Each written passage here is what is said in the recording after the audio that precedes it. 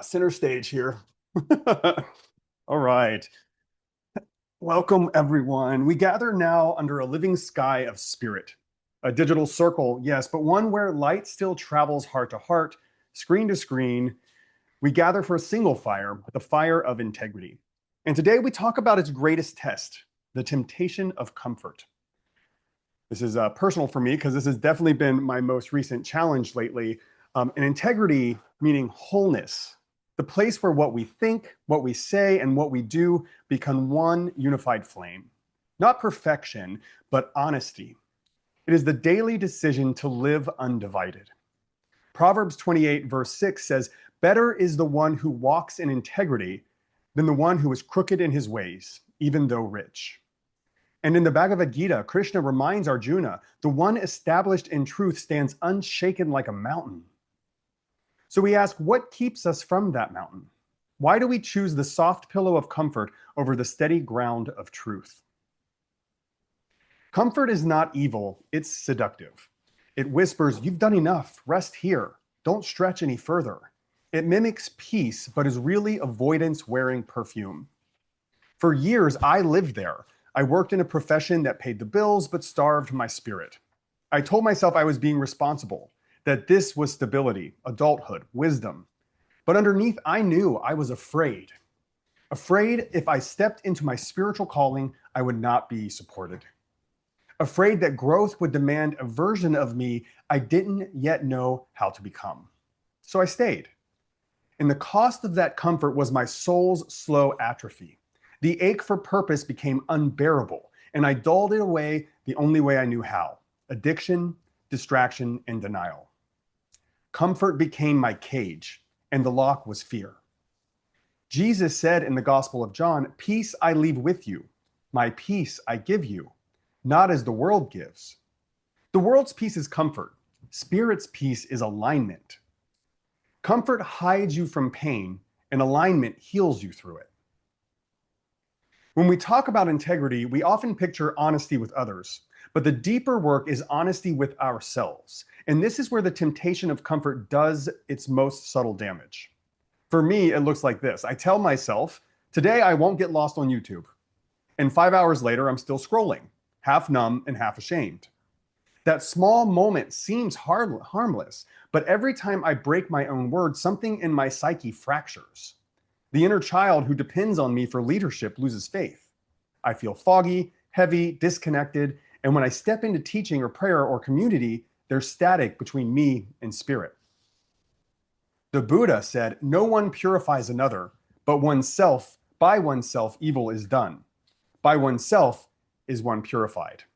And the Dhammapada reminds us that the mind disciplined is our greatest friend, and an undisciplined mind our greatest enemy. And when I do keep my word, even in the smallest way, something comes alive in me again. Energy returns, confidence rises, the breath deepens, integrity builds the muscle of self-trust. And self-trust is the doorway to divine trust. This is why integrity matters even in private, because the way I keep a promise to myself is the way I keep covenant with God. And last night I met this teaching again, not in theory, but in the fire.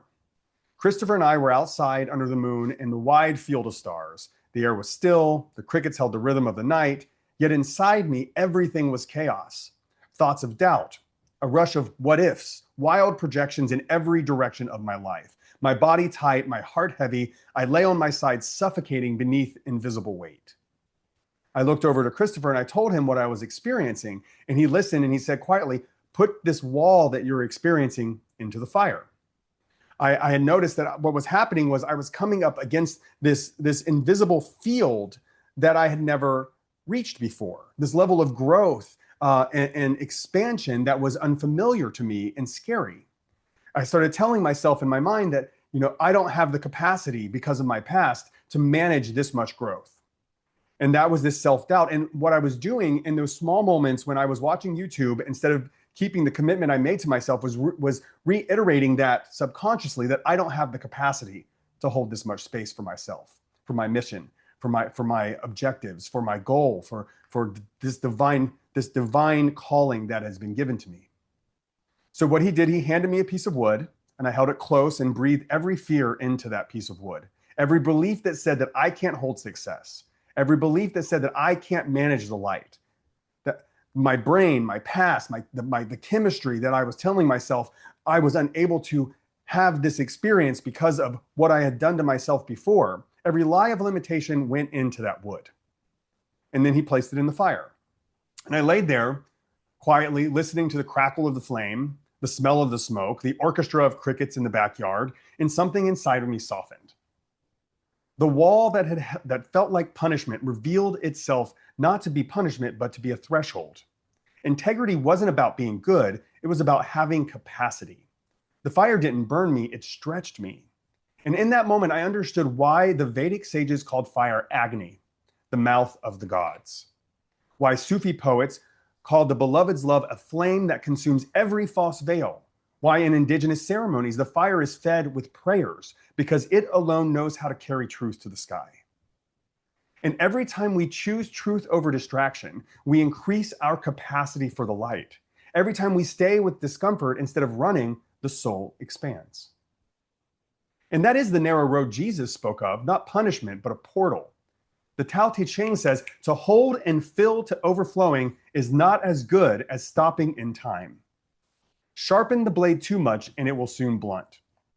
Even in ancient China, they knew that balance requires fire and restraint, not avoidance. Comfort pretends to be rest, but it is really resistance to movement. True rest is what you feel after alignment. Now, false comfort is what I came to know in my long season of addiction. I chased it the way a thirsty man chases mirages, drugs, company, lights, noise, anything to keep from hearing the ache of a soul out of alignment. I told myself I was creating peace, but I was really arranging my distractions. The Hindu Upanishads warn pleasure and comfort are snares to the soul when mistaken for bliss. And Rumi wrote, if you are irritated by every rub, how will your mirror ever be polished? The rubs of life are not cruelty. They are the sanding that makes the soul shine. And so when I look back, I see that what I called comfort was actually control. Control over how much pain I allowed myself to feel, control over how much truth I could bear. But the moment I surrendered that control, real comfort, holy ease, found me. Real comfort arrived not in numbness, but in honesty. It came when I looked at another person in the eye and I said, I am struggling. And they said, me too. That moment of mutual recognition was the balm I had been chasing all along. That's what the Buddha called Sangha, the sacred fellowship of awakening hearts. In those moments, my body remembers safety. False comfort makes me tense, sluggish, drained, but true comfort, the comfort of alignment, makes my whole system exhale. My body hums, my nervous system rests in the arms of that truth. Integrity, I realized, is the house I live in. It's not the paint or the decor, it's the structure, it's the nails, the screws, the bolts holding everything together. And without integrity, the house collapses no matter how much pretty furniture I have inside. With it, even the smallest home can shelter an entire universe. And spirit, in its humor, always brings the test right after the revelation. The morning after the ceremony, I sat down to prepare this very sermon, and my mind whispered, just one YouTube video first. You deserve it.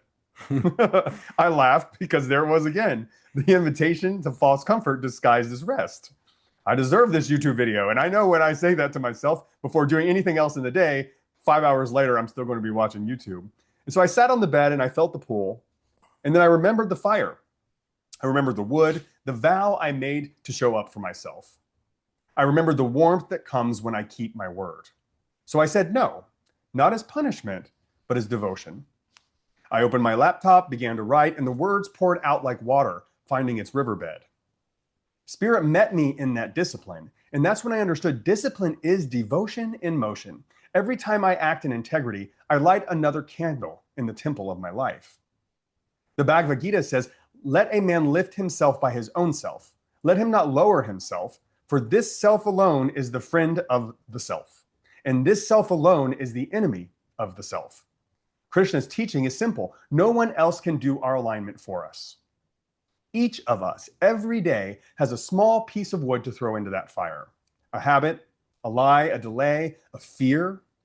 But integrity whispers, burn it, not to destroy, but to purify. And when we do, when we keep faith with ourselves, the fire doesn't consume us, it anoints us. During workshops and talks, I feel this truth come alive. When I'm fully aligned, words flow through me effortlessly. People say afterward, you said exactly what I needed to hear. And I know it's not about eloquence, it's about coherence. Integrity opens the channel between human and divine. The Gospel of Matthew says, you are the light of the world. A city set on a hill cannot be hidden.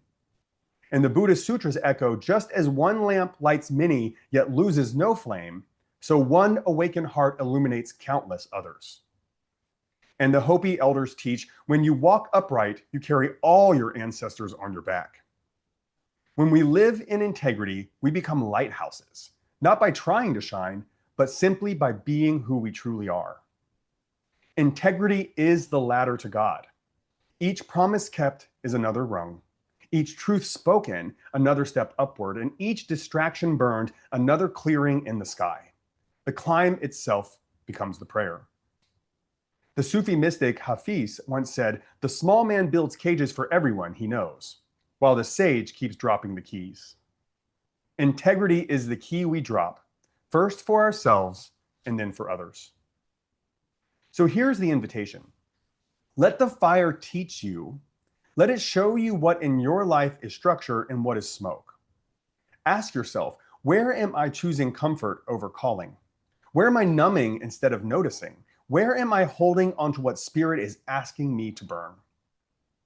The prophet Isaiah wrote, when you pass through the waters, I will be with you, and through the fire you shall not be burned. The promise isn't that there will be no fire, it's that the fire will not destroy you, it will reveal you. So I invite you to remember this.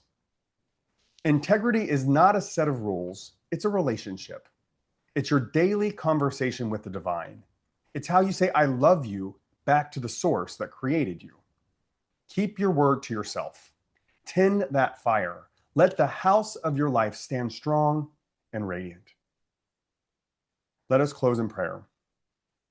Holy fire within us, we thank you for the truth revealed through this teaching, for the light that exposes what is false, and for the warmth that welcomes us home to our wholeness. May every spark of understanding become action. May the words we heard today echo in our choices.